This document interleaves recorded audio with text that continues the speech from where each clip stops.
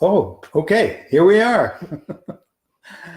I thought Linda was going to open today, but I just found out very recently, like a half a second ago, that I'm opening.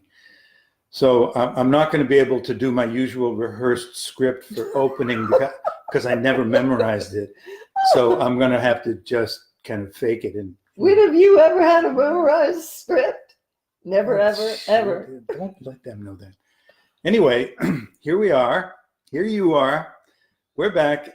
And we're going to talk about codependency, which, just to go on the record now, it's a word that I really don't like very much because it is so overused and it is used in different ways by different people. And there's no kind of generic, universally accepted definition for the term. So we're going to give you what we understand that phenomenon to be, and we're going to talk about it and about how and why we can get into these patterns, because we do see it as a pattern, a relational pattern, not so much a disease as some people see it as, but an interactive pattern that can be, with understanding and with education and with doing some of your own personal work, can be interrupted and even broken. And we're living proof that that is possible because, believe it or not, we were once in a codependent relationship for, well, about 3 or 4 weeks, actually, maybe a little bit longer than that. But anyway, we're not in it anymore most of the time. Mm-hmm. Are we? No. That was an example of codependence. I want to define terms. The definition that we use, it is a pattern of behavior that it's characterized by compulsivity and manipulation. Those are fear-driven behaviors that show themselves in low self-esteem and a difficulty drawing boundaries and trouble saying no, which is a really important boundary to be able to draw. Now, this definition is frequently used by those in the addiction movement, and that's the place where the whole idea of codependency got delineated, because they saw that there were people who were close to the addict, either the drug addict or the alcoholic, who was enabling their addiction. So sometimes codependency is referred, the codependent is referred to as a person who has an addiction to another person, not a substance, but they are addicted to that person, that they feel that they're so enmeshed in that relationship that they don't feel free. And like Charlie said, we tend to not see this from the psychopathological model. That tends to give people a very heavy feeling, oh, so deep-seated, it's going to be years of therapy. I don't know if I can ever get free from these codependent patterns. We're more apt to see it as a learning deficit. And even those in the addiction movement say that the patterns have been handed down through the generations of the family, and they result in not being able to have fulfilling, loving relationships because they're so fear-driven, these patterns. So if you look at it in terms of, okay, so I didn't learn some things from my family that I need to know, like drawing boundaries, how to grow my self-esteem, how to be able to say no, how to negotiate for my needs so I don't overgive. It seems so much more workable, and it literally is so much more workable when you look at it from that point of view. So I think one word to characterize all the things that Linda just mentioned, the different practices, the different ways of relating that she was talking about can be summed up in the word responsibility. Mm-hmm. And our understanding of codependence really has to do with a failure to have recognized and understood and then embodied the true meaning of the word responsibility. So what happens is that because most of us don't really come out of our families of origin and into adulthood with a clear recognition and understanding of what responsibility means, because most of us have parents who, despite what they might have said or despite what we might have believed about them, were deficient in certain ways of being responsible.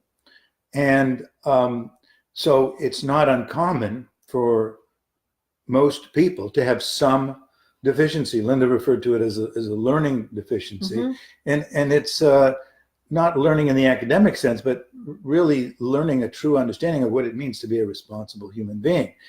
And when we don't integrate that in our lives, and when we don't develop the skills and the qualities necessary to practice responsibility, then we're going to inevitably project that responsibility onto somebody else. And that is inherently what the challenge of codependency is. It's about taking back what we have put on somebody else and held them responsible for providing for our needs. And of course, they can't even really know what all of our needs are, because our needs are constantly changing, and only we can be clearly in touch with them, and we're not even always in touch with them ourselves. So it's kind of a setup, because when we expect this of our partner and they don't come across with what we need or want or expect, how do you think we're going to feel? We're not going to love them more. We're going to start to feel neglected. We're going to start to feel resentful. We're going to start to feel hurt. And if we believe that we don't have the right, because we don't have enough self-respect, we don't have the right to express our disappointment honestly and directly, or because we're afraid of that level of vulnerability, then we're going to withhold it, and it's going to leak out. And that is going to be something that is going to get us in a lot of trouble in the relationship. So I have a couple of jokes about codependency that will alert you to the kind of trouble that people get into. The first one is about the woman that falls overboard out of the boat, and she's drowning in the water, and her husband's life flashes before her eyes. And then what? She gets saved. Oh, okay. Yeah, we hope she does her work after that when she sees that it wasn't even her own life that was flashing. The other one is about the husband who wakes up in the morning and looks to his wife and he says, "How am I going to feel today?" Now, people, they giggle when they hear this because there's some recognition, but at the same time that they're noticing that these two, the husband and the wife, these two have both given up way too much of their life to be able to be in the relationship. And at the same time that it's kind of funny, it's also horrifying to know how frequently people do this. And of course, in every relationship, you have to give up some things. You have to stretch. You have to sacrifice. And it's a beautiful thing to be in service to the people that we love. But you can overdo it. It's too much of a good thing. You can be so much in service to the other person, scanning for what they want, that you are not responsible to yourself. You can overgive. And that's when people get into codependent relationships where they're lopsided, where one person's needs may be being met, but the other person's needs aren't being met. More often, it's both people's needs aren't really being met. So there are antidotes when you start realizing the ways in which the relationship might not be working for you. So when it's working, this is a normal stage of development to have a codependent merger with the other person. In the infatuation stage, you're blissed out, you're kind of drugged with all the endorphins that are in your system and all the hormones that are in your system, and you just want to do everything for the other person, and you lose track of time, and you're obsessed with them. And that's working for both people. Enjoy it. Some people get a whole year out of their infatuation stage. But then one person will wake up and they'll say, it's time to be back into my own unique individual self. The other person might not be ready for it, and they may bring out the obsessive manipulative patterns to try to coax you back into the merger. More responsibility lays with the person that wakes up first to individuate and to negotiate for their needs and to not be hooked and drawn back in to the codependent pattern that isn't really working anymore. So just kind of going along with your metaphor, although maybe it's literally true that they are actually waking up. And I mean, some people do wake up one day and say, Jesus, lost too much of myself. Where have I been the last 6 months? Given up too much. So let's say that one person has just awakened. Yep. The other person is still sound asleep and, you know, liked it how it was. In sleepy time. Let's merge some more. And he's fine or she's fine. So what would an example be of the person who just woke up? What would they say or what would they do having that realization? I realize that while I've been so enmeshed in the relationship that I have neglected my friends.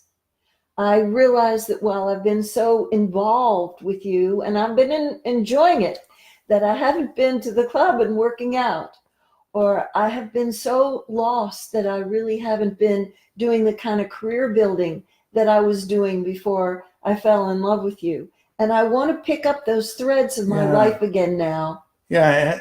I'm not leaving you. It's been great though. It's been great. Yeah. I've really enjoyed it. Well, so can we keep doing that? Well, we can do it some of the time, but I feel like we've been doing it too much of the time. It's not really working for me anymore.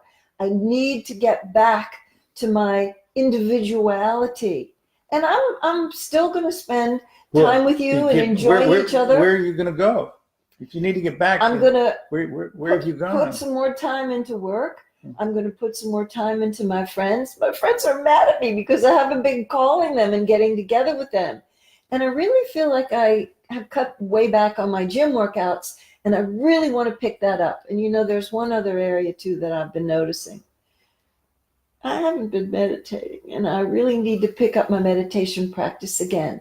This is not a personal rejection of you. I dig you. I'm into you. I love you. I enjoy being with you, but I feel like my life has gotten so lopsided that I've been all about my relationship with you, and I really need to get myself back. Well, so this is a really common phenomenon. Right. That more often than not, both people do not wake up at the same time. They don't have this realization. There's a lot of different things that can cause it. And it's not a bad thing. It's necessary. At some point, you know, you have to come back to reality, the reality of the world of, you know, that's out there, not just between the two of you. And often when one person isn't quite ready to do that or is much more comfortable continuing in this imbalance in the relationship, there can be some blowback. There can be some resistance. There can be some attempt to pull that person back in, to make them wrong, to try to guilt trip them for feeling abandoned, or to do or say things that are designed to pull them back in to the pattern. And so how do you deal with that? Well, the boundary setting needs to be done with kindness, not cruelly, not harshly, not that's your problem. You know, it needs to be done gently but firmly about drawing those boundaries. No, I'm not going to spend the whole entire weekend with you. I'm going to establish some time for myself this weekend. and to do it with a both and orientation, not in a rejecting or a harsh way. But if the other person is bringing out the big guns and guilt tripping, then the person who's attempting to individuate needs to firmly say, I hear how you see it, and I see it differently.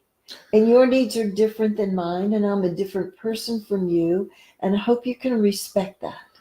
Okay, so plan B for the person who's getting the news, they've already tried plan A, and that doesn't seem to have worked too well because they haven't changed their mind yet. So plan B might be something like, okay, fine. Oh, that's the kind of relationship you want to have. That's fine with me, because you know what? There's a lot of stuff that I've been wanting to do out there too. And I'm fine. I'm happy, and you do your thing, I'll do mine. If that's the way you want to set it up, that's great. And we don't need to be too extreme about it. We're going to. Well, who's being extreme? I'm just telling you, that's what I'm going to do. Okay. And I think that's a good idea, as a matter of fact. And I'm glad you brought it up. And I don't have any problem with it at all. Okay, and you sound like you're kind of resentful about the way you're going about it. I'm just saying, thank you. Thank you for doing this. This is good. I'm glad you can see the merit in it. Yeah, a lot of merit. I want to spend part of the weekend with you. How much? What do I get? Like 15 minutes, maybe, before you go spend time with your girlfriends? Be sarcastic with me about this. I'm into you, and I want to spend time with you, and I also want to have my private time too. And I feel like that's a reasonable request that I'm making. Well, are you making a request, or are you putting me on notice? I mean, let's get that straight. What are you doing? I'm both. I'm letting you know that this is important to me, and I'm requesting that you honor it and respect how important this is to me.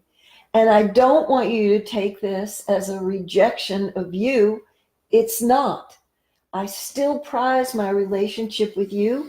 I'm not saying I don't want to be with you. I'm not saying I'm leaving you. I'm not saying that I don't want to spend some time with you, but it isn't working for me how much we've been together and how much in service I've been to you in the most recent months. All right, I hear that. Okay, so to get back to our group here. Notice that Linda doesn't go into reaction to my sarcasm or to my reaction, and her tone and her words stay very grounded, very balanced, very respectful. Even though, she certainly could have been tempted to, come back at me at the same level that I'm coming at her, but she's very consistent in holding her ground without either making me wrong or giving in to me. And the way I was able to do that is because I've been doing my own work to get really clear about what I must have. And I must have some time for myself.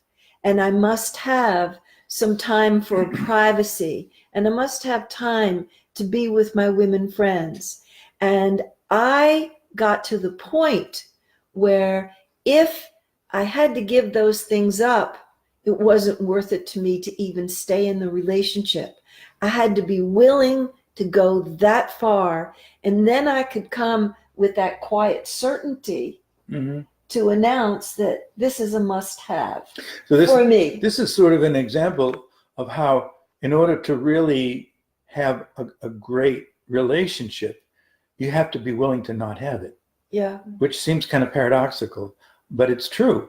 Because if your need for the relationship is such that you cannot release your grip on this person's role in your life being the way it always has been, when the inevitable changes come up, there's going to be a reaction to your grasping onto them.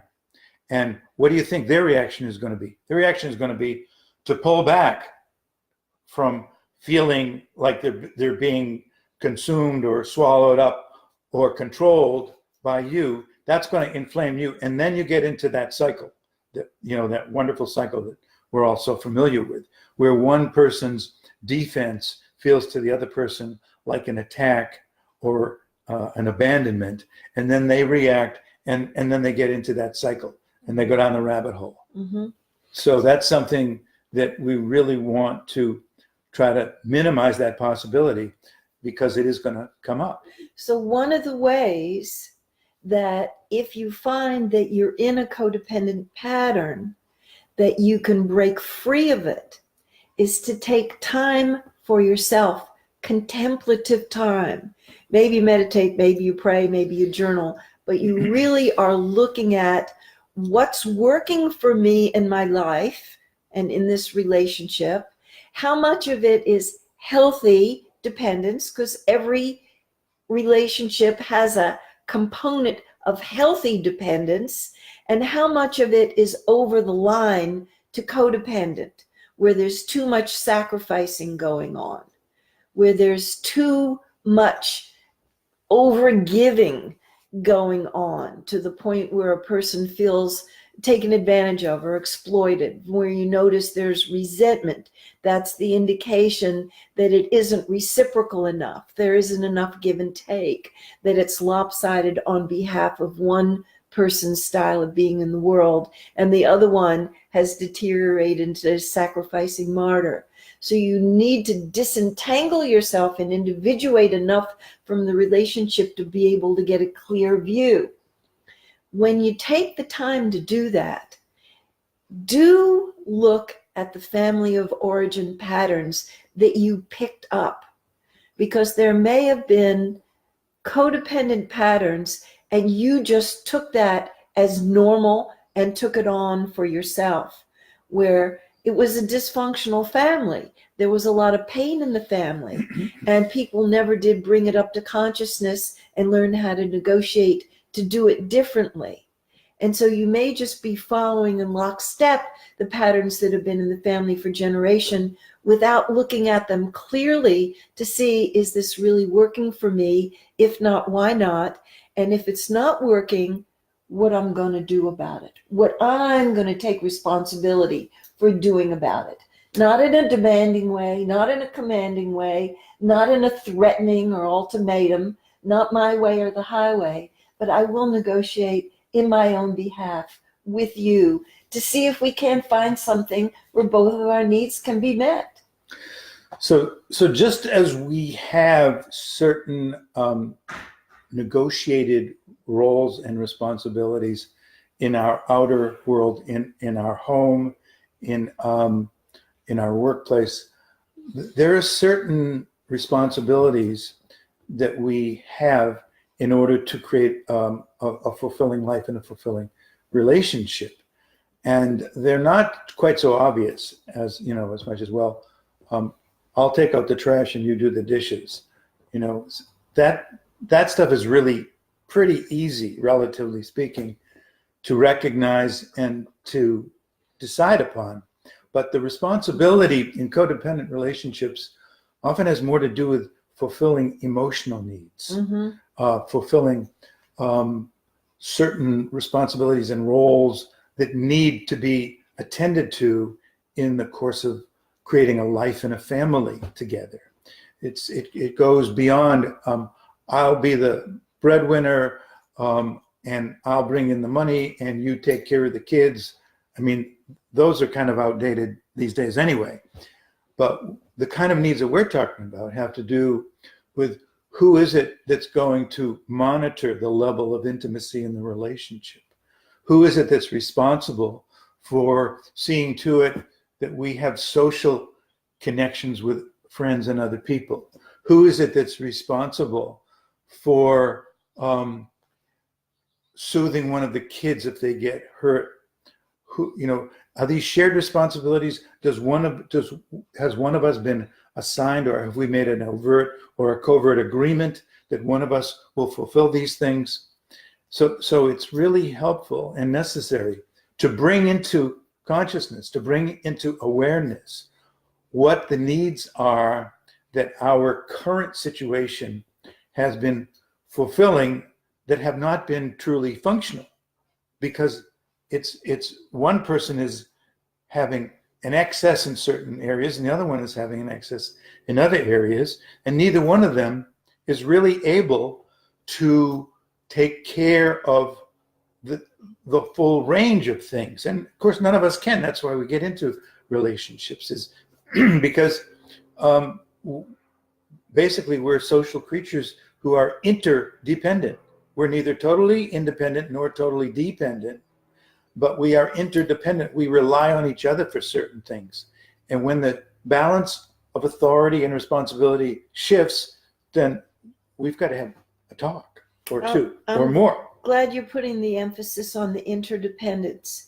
I have a very deep debt of gratitude to the addiction movement for describing clearly what codependency is and how much pain and suffering it causes in relationships. They shined a bright light on it. But I want to make this fine distinction between healthy dependency, which every relationship has, healthy interdependent relationships, and codependent relationships are different because one person, or sometimes both of them, is so excessively dependent on the other person that they feel trapped. They feel trapped in the relationship and they feel trapped in their codependent patterns and don't experience that they have choices. And so we always challenge the people that we work with in our workshops, in our intensives, and in our counseling sessions. You have choices. I want you to believe in yourself and have the kind of self-esteem that will give rise to skillful choices to negotiate in your own behalf. And it doesn't mean you become a cold-hearted, selfish person when you do that, even if your partner who's suffering with their codependent patterns may be accusing you of that. Mm-hmm. This is responsible self-care. Mm-hmm. This is responsible individuation. This is compassionate self-care. And I want that distinction to be made. Yeah. Yeah, and I appreciate your use of the term trapped because when two people have co-created, and it's always a co-creation, one person does not have the ability or the authority to create a codependent relationship. No matter how needy that person may be, it takes another person to buy into that neediness and accommodate it to create the pattern. And it sure does look like perpetrators and victims it does. At first view. Does. And it looks like, But when you look more deeply, you see they're co-conspiring to create the codependency together. And when one person gets the ball rolling to break through from the codependent patterns, it frequently invites the other person to also join them. Frequently. Not always. But not always. And that's why it feels like a risk. It is risky. To challenge the system. But it's possible. To risk upsetting it. And when you see that you really are trapped, when you experience being trapped, and in truth, both people are trapped in an unhealthy system, and it needs to be acknowledged, because until we really tell the truth to ourselves and to each other, we're not going to really feel how awful it feels to feel like I'm in a trap. Because what I don't have when I'm in a trap are two things. I don't have any freedom, and I don't have any choices. And the pain can be the motivator to learn the skillful patterns is to break the motivator, through. And that's why we have to tell the truth, even though it can be painful to hear for the other person. Mm-hmm. It can be painful to feel it, but that's the first step in finding the motivation to break out of the trap of codependence. And it's patterns that have been in the family for generations. So don't be surprised if you don't need some support team to do it. Men's group, women's group, therapist, marriage counselor, books, CDs, friends. Have your support friends team. Who can give you the kind of support you need. Have your support team there for you. It's going to make it a little easier for you to do the work. Okay.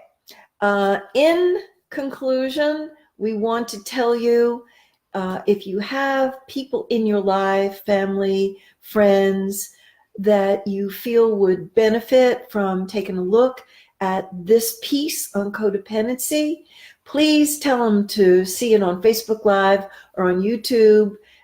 Have your followers and your Facebook following know about it, and we will spread the word together. And also, if you haven't signed up for our free ebooks, go to our website, and they're quite valuable. And you want to announce next week's topic? Next week's topic is the I word.